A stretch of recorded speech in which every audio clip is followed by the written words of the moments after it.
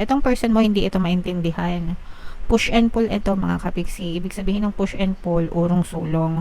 Minsan nire-reject ka niya, minsan ayaw niya, minsan malamig siya sa'yo. Tapos kapag ka nararamdaman niya na umaayaw ka na rin, bigla ka nitong hihilahin pabalik kasi alam niya yung losses niya. Alam niya yung mawawala sa kanya, especially pagdating sa kaperahan. Kasi for some of you guys, very stable yung status nyo.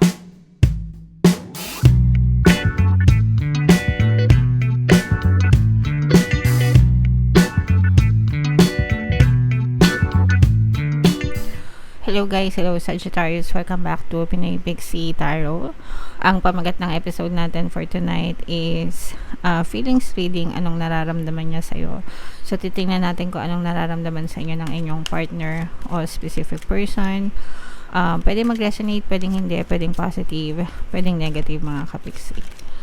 Pwedeng magkabaligtad yung roles. So unahin natin tong deck na to, tingnan natin yung mensahe sa inyo ng inyong person. I cannot support your actions. It's too much for me to deal with. So, hindi kanya kayang suportahan mga kapiksi. Nahihirapan siya sa'yo. Nahihirapan siya makisama sa'yo. Nahihirapan siya sa relationship nyo. Especially if marami kang demand, guys. Parang masyado kang maraming demand sa kanya. And nahihirapan siya, ganyan. Parang ayaw niya ng palagi siyang nanunuyo. Ayaw niya ng underdog. Parang ganun. For some of you kasi pwedeng ano din kayo, no? Parang mas mataas kayo sa kanila, mas mataas yung status nyo, or baka meron itong inferiority complex, ganyan, na parang nalalamangan mo siya. So, ayaw niya ng ganun. So, nahihirapan siya, mga kapiksi. O kaya naman, baka dun sa mga demands mo talaga. Okay? Baka marami kang pinagbabawal sa kanya, marami kang rules, mga ganun. Rejecting you was protecting myself. I was being selfish. So, pwedeng nagkaroon na to ng rejection, guys, kasi pwedeng pinupush ka na nito, nire-reject ka na niya, tinatanggihan ka na niya, hindi niya na ginagawa yung mga gusto mo, umiiwas na siya. Yung iba, pwedeng nagre-rebelde din. No? So, baka napapansin nyo na nagre-rebelde sila, ganyan-ganyan. So, para yun sa kanya, kumbaga, he or she is trying to save yung sarili nila, mga kapiksi. Okay? Kasi baka masobrahan or something. Pero sa iba naman, I depend on you too much to let you go. I have codependency issues. Kahit na sabihin natin na ayaw niya na, pero baka hindi rin ito makahiwalay sa'yo kasi baka masyado din siyang dependent sa'yo. Let's say for example, baka sa'yo siya umaasa ng mga panggastos niya, sa'yo siya umaasa ng mga bilihin niya, ganyan. Especially kung masyado mo siyang inispoiled. Parang pinakikisamahan ka niya. Pero, parang baka na-spoiled mo rin kasi itong person na to mga kapiksi, pero kahit na in-spoil mo siya, parang hindi ka na rin niya sinusunod. So parang feeling niya gusto niya sa kanya umikot ang mundo mo, guys. So comment down below if feeling nyo naka-resonate kayo dyan. Tingnan natin tong deck na to, ano yung mga mensahe niya sa'yo mga kapiksi. Ito pala yung mga nakaka-impluensya sa relationship nyo. So may twin flame energy dito, guys.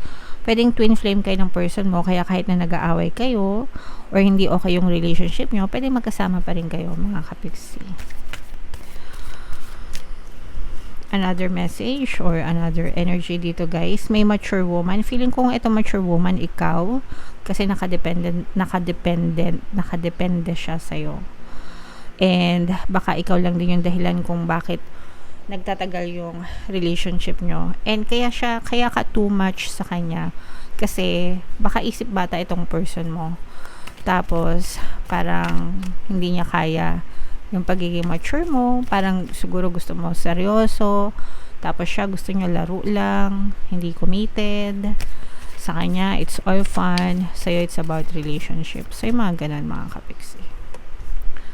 And another message, guys, money. Ayan, no, pera. Pwedeng ito yung codependency issues, mga kapiksi. Kasi pwedeng may pera ka, di ka niya maiwan dahil sa pera mo. Kasi sa'yo siya kumukuha ng panggastos. Pwedeng ginagastosan mo siya, ganyan.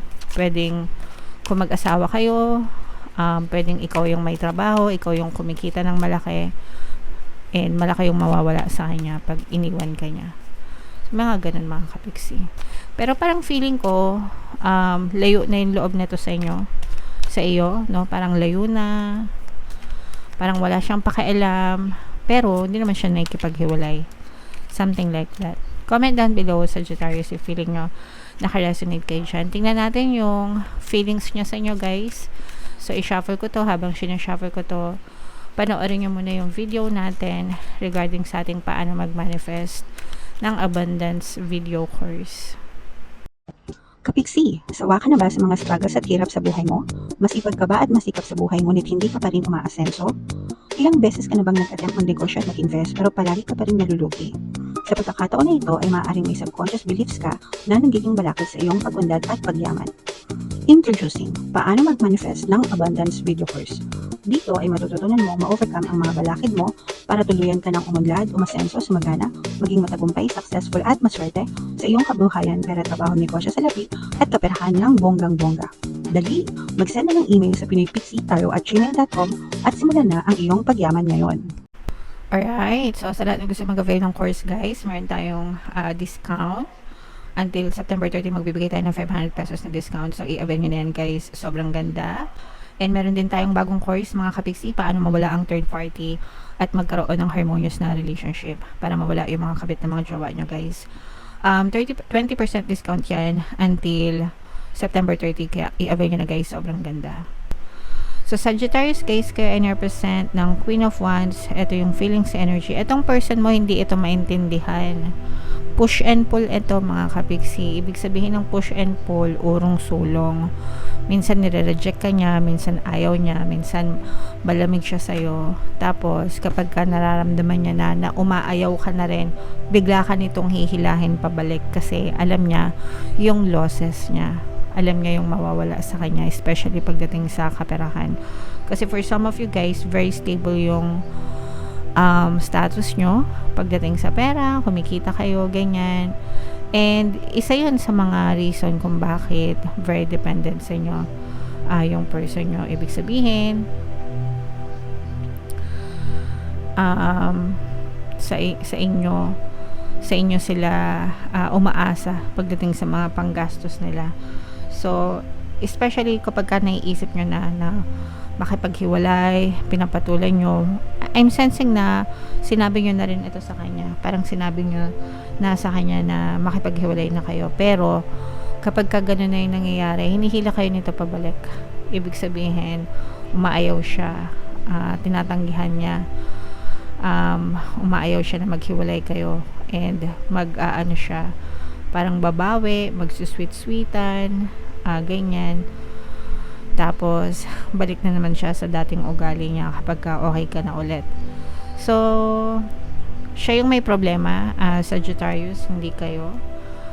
Nararamdaman natin yung lungkot nyo, mga kapiksi. Parang feeling nyo pinaglalaruan kayo nitong person mo. And itong person mo hanggang may mahihita siya sa'yo, hanggang nauuto kanya. Sa tingin niya kasi nauuto kanya, no? Habang nauuto kanya, hanggang nauuto kanya, hindi ito magbabago. Ganun at ganun pa rin yung kanyang ipapakita at kanyang gagawin sa iyo, mga kapiksi. Ito ay para sa mga gains niya lahat. Gusto niya. Ayaw nito ng losses. Ibig sabihin, ayaw niya ng naagrabyado siya. Di baling ikaw yung maagrabyado. Feeling ko pinagtatawanan ka nitong person mo, kapiksi. Although, hindi naman lahat, no? Sa iba lang. Parang pinagtatawanan ka niya na yun nga yung sabi ko na parang feeling niya nauuto ka niya every time na pumapayag ka sa kanya, parang pinagtatawanan ka niya. Pero as far as emotion is concerned or feelings, wala akong nakikita na feelings nitong person na to sa'yo. Parang this is more on pananamantala hanggang makakaisa siya, hanggang may pakinabang siya sa'yo. Pero if ever man na makahanap ito ng another person na pwede niyang mauto, ganyan, kapalit mo, yung merong maibibigay sa kanya na mas higit sa na-offer mo sa kanya, madali ka lang niyang iwanan kapag dumating yung time na yon.